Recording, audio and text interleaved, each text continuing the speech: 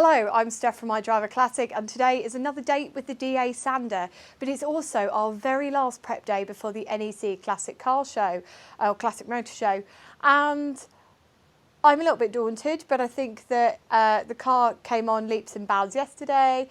So today, realistically, Kev said, oh, you've got plenty to be getting on with, and I thought, yeah, state the obvious, I know I have. Kev's going to be doing some welding, which he'll tell us about in a little bit, but for me, it's me plus the DA sander today, getting these doors back, and then we're going to spray at least some primer onto them so that when you come and see it at the show, you can see some progress. And I know visually it's not going to look maybe as smart as the car did when it arrived in terms of all being one semi-uniform colour, but you'll be able to see the good, solid, honest progress. So today, let's see what we can get done. But Kev, I feel like you've got a more structured day ahead of you. So what are you doing? Well, another day, not $1 unfortunately. I do get a free hoodie apparently. So we're on the marina again. Explained on the last episode about the sill. The sill's now done on this side. So we're going to, excuse me, back to the camera, unprofessional. We're going to prepare all this down and we're going to stone chip up to here all the way along so that Steph's going to rub these doors down. And that's just basically to keep the rust at bay, because as we keep saying, it's road to roadworthiness and not road to concourse. Because unfortunately, this old lady's lost its position when it comes to concourse. So that's where we're at. We've got a little bit of welding to do on the near side rear inner. We welded the arch. Excuse me. Come quickly. Come this way. We welded the sill to the arch here to make that all, get the structure back there. So that's okay. A little bit of welding round here to do on the arch to put the shape back. But yeah, it's coming along. It's looking a little bit more. It's looking a little bit more like now, and at least it's stronger than the chicken wire and the copy of the sun that was in the sills that we rescued. The inner sills are good, and yeah, so that's where we're at. So hopefully by this time tomorrow, the welding will be done, and it'll be well and truly prepped. Like everything, we could have done with another week. Another week would have finished it, but unfortunately, time is pressing, I'm afraid.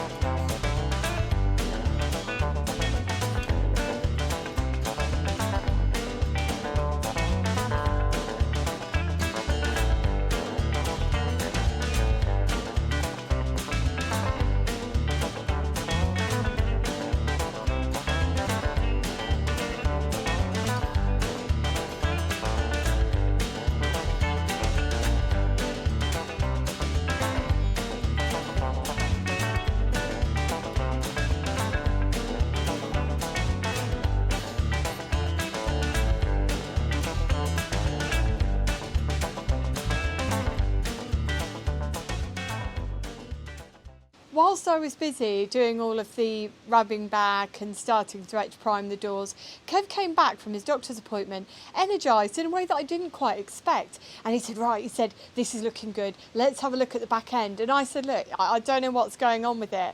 And I said, we know that there's a bit of a step because there was a step with the filler, okay? Well, anyway, not one piece, not two pieces, not three, but 4 massive chunks fell out of this area. And we both just started laughing because it was so dreadful. And Kev went, any more surprises? I was like, I don't know. But if you've had this, in fact, this is a really good chance for us to talk through what you should do if you find this on your own car.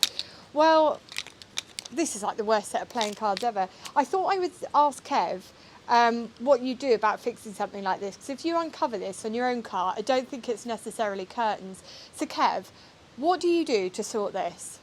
You'd have thought, in all my years of messing about with rubbish like this, nothing would surprise me. But anyway, that has surprised me. However, I'm not surprised if I'm honest. We knew there was a bit of an issue there.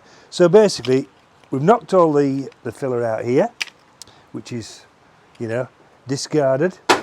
And then what I've done is with my trusty 10 points, remember what they call this? Dolly.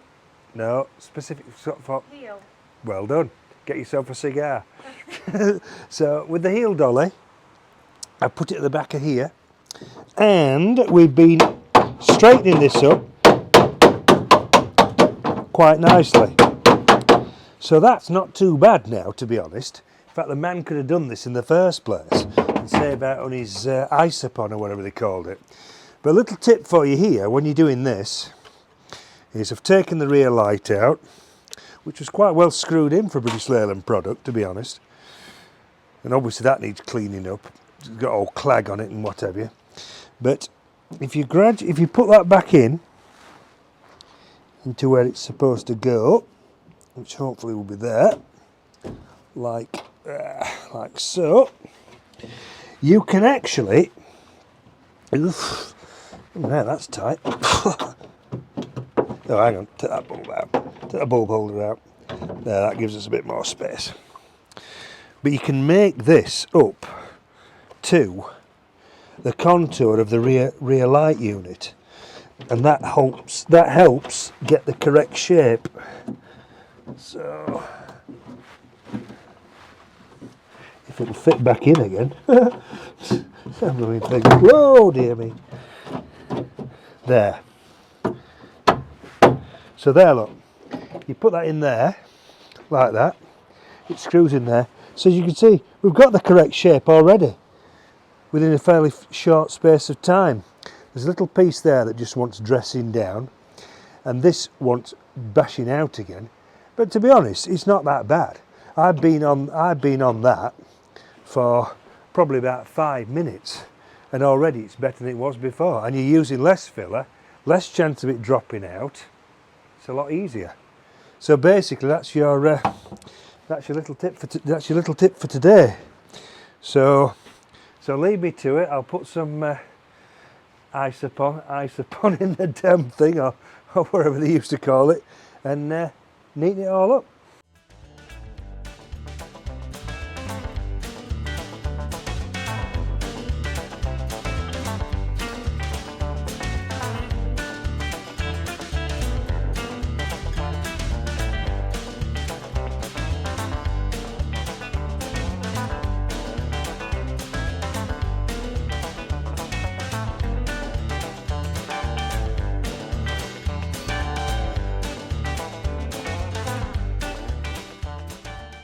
Well, I tell you what, I can't stop smiling because it's just felt like an endless slog, rubbing it back, filling it in, rubbing it back, filling it in. And when you keep looking at the same patchy old doors day after day, you don't feel like you're moving the project forward particularly well. But here's the thing, because now that we've started to etch prime this, and remember we learned about etch priming when we did the bonnet and we did the boot, which now that we've rubbed it down a couple of times, it's started to stop reacting, so hurrah. But yeah, how cool is this? look, I'm a bit of a perfectionist about stuff occasionally, and I'm looking at this and I can see little bits where I'm like, oh, I wish I'd done it like, I wish I could have done a better finish on that, or I wish I could have done this.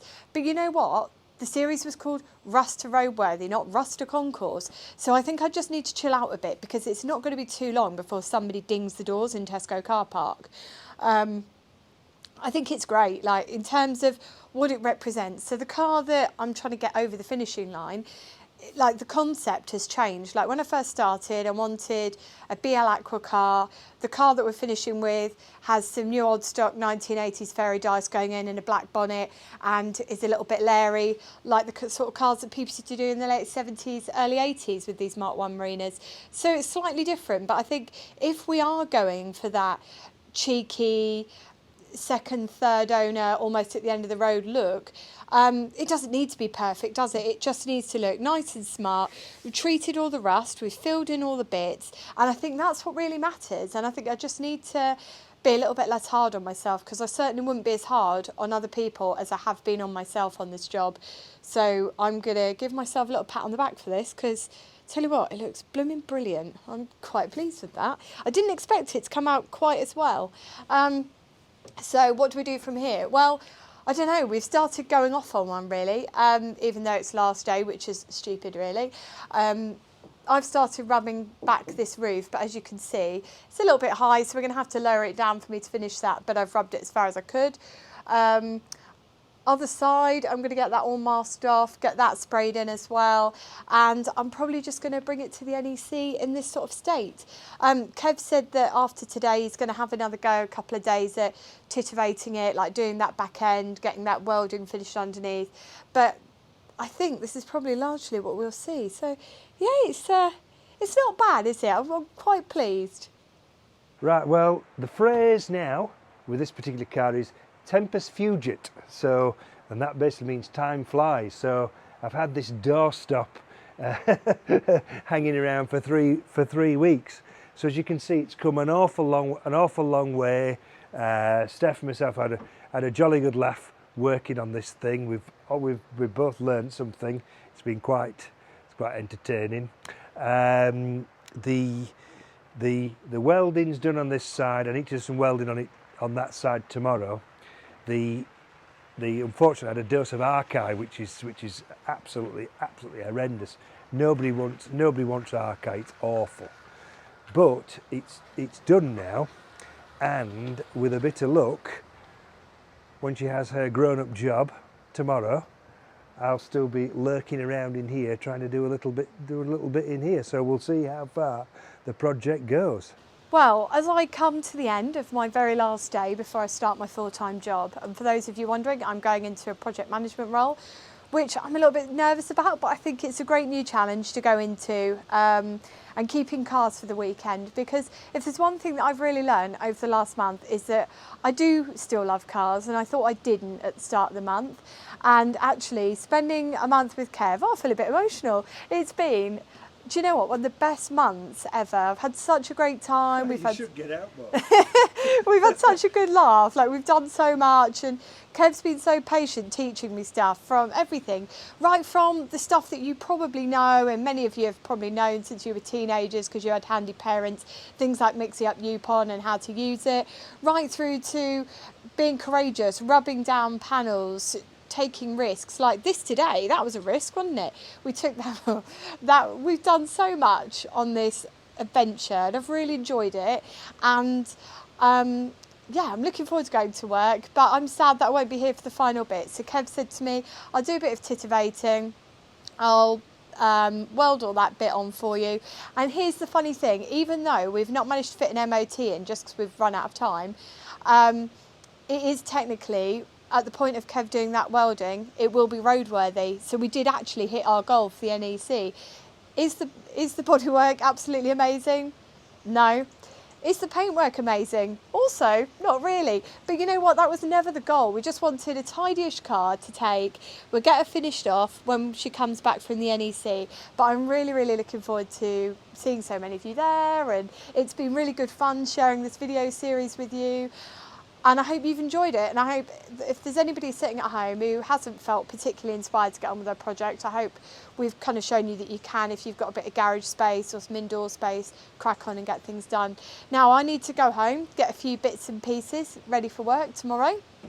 And yeah, so that's it from me checking out, but we'll catch up with you in a few days' time on Friday afternoon when I pick her up. Right, so I just want to let you all know, for the last 3 days, I've been texting Kev about my new job and saying, oh, this is it, because he said, text me, keep in touch.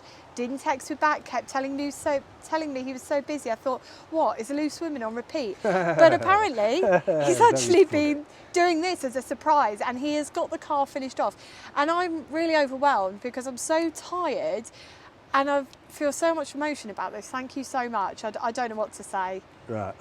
I know that you think... Checked in the post. I know that you think...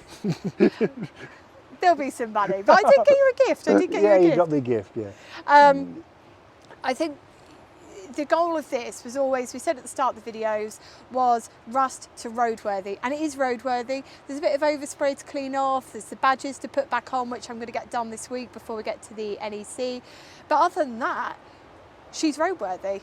Yeah, well, I've checked all the brakes, checked all the levels. A lot was done before it went to France. Yeah. So the front brakes were rebuilt before it went to France. But obviously, with it being hanging around, you've got to do something with the brakes because the rear wheel cylinders are notorious for seizing up, and that seized up.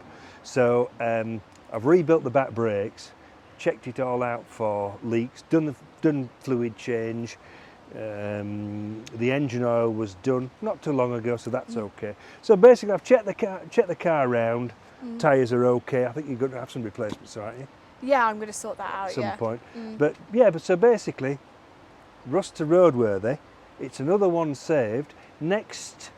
Probably next March when we do the windscreen rubbers, we'll have another look at the paint, and I might, hopefully by then, the old cripple elbow, cripple shoulder will be all right, so we can flat it all off and buff it, and then it doesn't look too bad, but what you've got to think about is how bad it was to start with. And also you've got to think about the end goal for us was rust to roadworthy. I wanted a car that when the mum in the SUV trying to get the kid out the back dings the door, I'm not going to be sitting there crying in Tesco car park because I'm going to think, well, it's rust to roadworthy. It was never rust to concourse. And I think, yeah, there are a couple of areas that we'll probably redo come spring, but I've got a really great car to enjoy beforehand.